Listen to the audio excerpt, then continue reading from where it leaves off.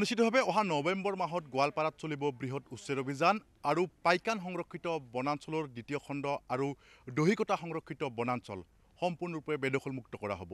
দুখনকৈ বনাঞ্চল বেদখলমুক্ত কৰা হ'ব অহা নৱেম্বৰ মাহত আৰু ইতিমধ্যে পাইকান সংৰক্ষিত বনাঞ্চলৰ যি দ্বিতীয় খণ্ড আৰু দহিকটা সংৰক্ষিত বনাঞ্চলত ইতিমধ্যে জাননী জাৰি কৰা হৈছে আৰু 30 দিনৰ সময়সীমা বান্ধি দিছে বন বিভাগে আৰু 30 দিনৰ ভিতৰত যিসমূহ বেদখলকাৰীয়ে অবৈধভাৱে বনাঞ্চলৰ ভূমি দখল কৰি আছে সেই ভূমি আচলতে খালী কৰাৰ ইতিমধ্যে নিৰ্দেশ জাৰি কৰিছে আৰু ইতিমধ্যে একাংশ লোকে নিজৰ ঘৰ বাৰী এৰি অন্য স্থানলৈ ঢাপলি মেলা পৰিলক্ষিত হৈছে।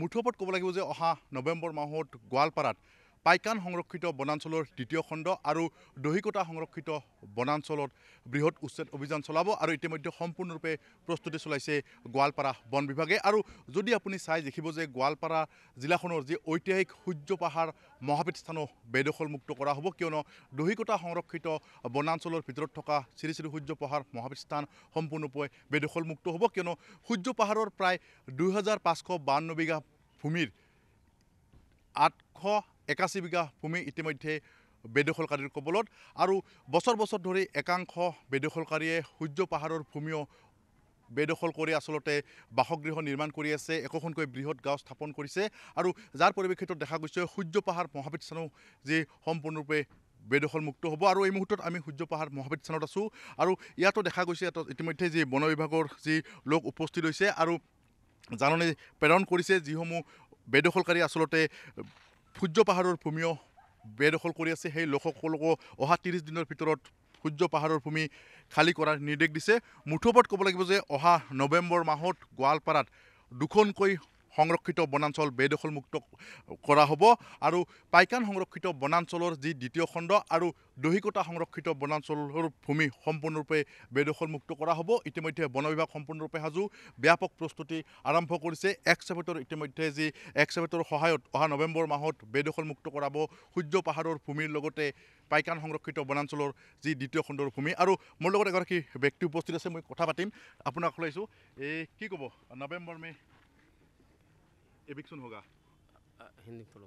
नवंबर में एविक्शन होगा सূर्য पहाड़ और अच्छा, तो मेरे ख्याल से मेरा अपना विचार है कि पहले तो मैं यहाँ की सरकार और फॉरेस्ट विभाग को धन्यवाद देना चाहता हूँ कि जो बेदखल की गई ज़मीन है उसको मुक्त करने के लिए जो नोटिस दिया है बहुत ही काबिल तारीफ़ उनका निर्णय है, उनका कार्य है।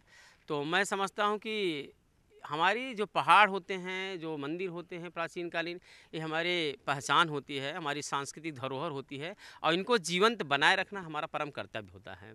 तो इसलिए मैं पुनः एक बार फिर यहाँ की गवर्नमेंट, यहाँ के फॉरेस्ट विभाग को अपनी तरफ से मैं धन्यवाद देता हूँ। तो मेरे ख्याल से ये सब निश्चित रूप से सराहनीय कार्य हैं और मंदिर परिसर अच्छा है। जितनी ज़मीन लिखित रूप में कागज़ों में दर्ज है उतनी ज़मीन लगती नहीं है। तो 881 बीघा, जैसा कि पता चला है कि 881 बीघा ज़मीन कब्जा कर ली गई है या दबा ली गई है, तो उसको जल्द से जल्द सरकार या फॉरेस्ट विभाग मुक्त कराए, जिससे इस मंदिर परिसर का अधिक से अधिक विकास किया जाए। और मैं सोचता हूं कि जो ज़मीन आएगी तो निश्चित रूप से उसका अच्छा विकास होगा और यहाँ पर आने वाले जो भी सैलानी कह लीजिए या जो भी यात्री कह लीजिए जो दूर दूर से आते हैं, जैसे मैं अपना परिचय दूँ तो मैं खुद यूपी से बिलोंग करता हूँ, तो उनके लिए और जन सुविधाएं उपलब्ध कराई जा सकती हैं।